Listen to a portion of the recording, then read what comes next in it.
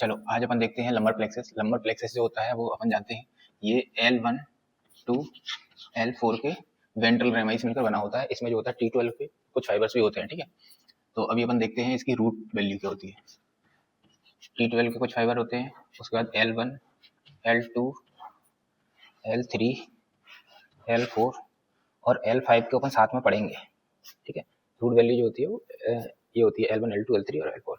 उसके बाद देखते हैं जो T12 होता है, T12 जो होता है ये एक सीधा जाके तो सब कोस्टल नर्व दे देता है,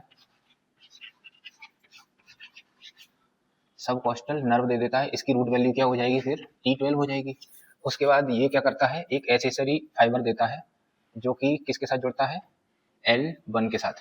L1 के जो होता है दो, ये सीधा जाता है, एक तो ये इसका एसेसरी फाइबर ऐसे आके जुड़ जाता है।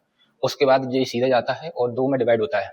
एक तो देता है लार्ज फाइबर कंटिन्यू सीधे जाते हैं और दो में डिवाइड हो जाते हैं, ठीक है। उसके बाद स्मॉल फाइबर देता है, तो स्मॉल ब्रांच जो देता है वो अपन नीचे जाके इनके साथ में जुड़ता है, ठीक है। तो वो भी अपन अभी देखेंगे।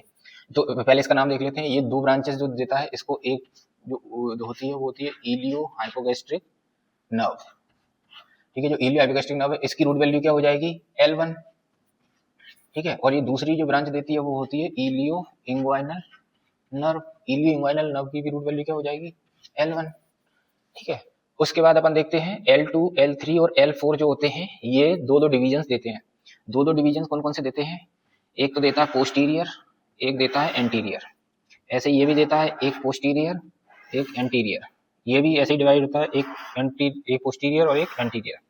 तो इसको अपन नाम दे देते हैं पोस्टीरियर, इसको नाम दे देते हैं एंटीरियर, इसको पोस्टीरियर, इसको एंटीरियर, इसको पोस्टीरियर, इसको एंटीरियर, ठीक है। अब क्या होता है, जो L2, L3 और L4 के जो पोस्टीरियर जो डिविजन्स हैं ये क्या होते हैं, कंटिन्यू करते हैं आगे और एक नर्व बनाते हैं जो आप सभी लोग जानते हैं, उसको बोलते हैं फेमोरल नर्व, ठीक है।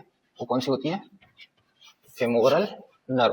अब फेमोरल नर्व की रूट वैल्यू क्या होगी, ये तो आप बता ही सकते हैं, L2, L3 और L4, क्योंकि इसके पोस्टीरियर डिवीजन से बना है।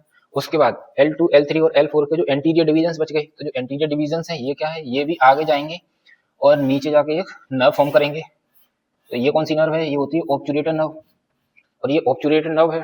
तो ऑब्चुरेटर नर्व की भी रूट वैल्यू क्या हो जाएगी, ये कौन सी डिवीजन से आ रहे हैं, एंटीरियर डिवीजन से, इसकी रूट वैल्यू भी क्या हो जाएगी, L2, L3 और L4, ठीक है। ये अपन ने देख लिया। अब अपन देखेंगे जो L1 है, ये L1 के अपन ने ये तो देख लिए थे लार्ज फाइबर, और जो स्मॉल फाइबर है वो क्या नीचे आते हैं और L2 के एसेसरी फाइबर्स के साथ में क्या करते हैं, ये जुड़ते हैं और जुड़ने के बाद एक नर्व बनाते हैं। जो नर्व बनाते हैं उसको बोलते हैं जेनेटो फेमोरल नर्व। जो जेनेटो फेमोरल नर्व है इसकी रूट वैल्यू क्या हो जाएगी, अब L1, L2, ठीक है। उसके बाद अपन ने ये सब देख लिया। उसके बाद क्या होता है, जो L2 और L3 के जो पोस्टीरियर डिवीजन थे, पोस्टीरियर डिवीजन क्या करते हैं, फिर से एक एक फाइबर्स और देते हैं, और एक एक जो फाइबर्स देते हैं वो जाके मतलब जुड़ता है, और जुड़ने के बाद क्या होता है, एक नर्व फॉर्म करता है। इसको बोलते हैं lateral cutaneous nerve of thigh, ठीक है। इसको दूसरा नाम भी बोलते हैं लेटरल फेमोरल क्यूटेनियस नर्व। अब इसकी रूट वैल्यू क्या हो जाएगी, इसकी रूट वैल्यू हो जाएगी L2 और L3, ठीक है। अब उसके बाद अपन ने देखेंगे L5 में जो होता है इसका जो वेंट्रल रेमाई है ये क्या करता है, L4 के एसेसरी फाइबर के साथ जुड़कर एक ट्रंक फॉर्म करता है। इसको बोलते हैं लंबोसेक्रल ट्रंक।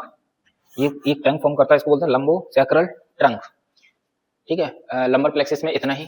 बाकी अगर आपको हमारा लंबर प्लेक्सस अगर समझ आया हो तो वीडियो को लाइक, शेयर और सब्सक्राइब करिए, और ऐसे ही हमारे चैनल पर बने रहिए।